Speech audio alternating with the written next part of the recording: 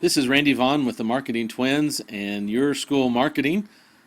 We are going to look at today a little tip on posting a blog post to Facebook, and a couple of things about it that I've shared with a couple of people that they didn't realize, and so I thought I'd share that tip with you.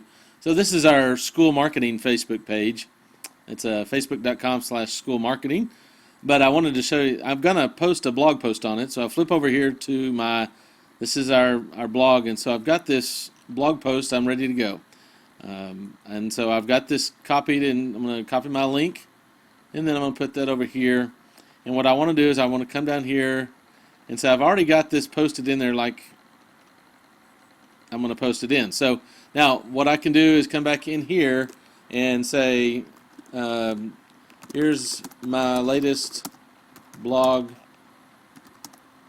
post. I may write some other things later on about it, but just so you'll know that I can write my own text in there, space down. So, and then when I go to post this right here, this will be a hyperlink. But what it's doing is pulling in a preview.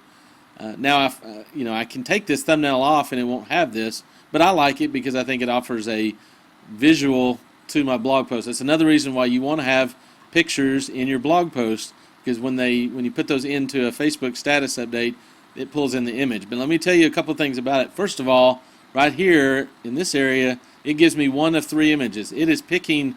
It sees a couple of things on the page.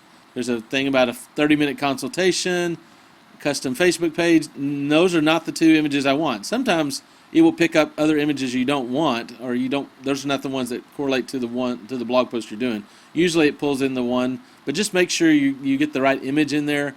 But make it a good strong image, because it does put it in there as a pretty small thumbnail. So just when you do have your blog post over here, make sure it's a pretty large image. Second thing is I want you to see it defaults in kind of a title, but there's 2 parts here that when you hover over, they're kind of a yellow color. Both of these areas you can change them. So I simply clicked on it, and I want to go through here. There's some link.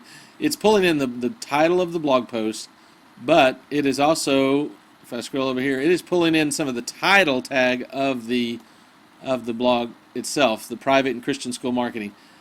That's not bad, but I don't really want that on my Facebook. It's too cluttered, so I'm going to just highlight that all and take it out. Now I clean that up and doesn't have this run-on sentence that kind of finishes off.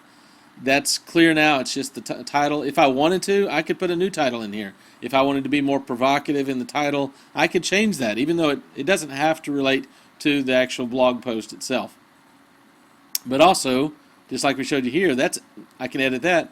This I can edit as well. Now let me click over here. I put in a kind of excerpt in my blog post, so it pulls this in automatically, and there's a plug-in for that I use, that I like to kind of give people a tease about what the article's about, kind of a preview. That may, if I decided, well, that was too long, or maybe there was one time I did this where I misspelled something.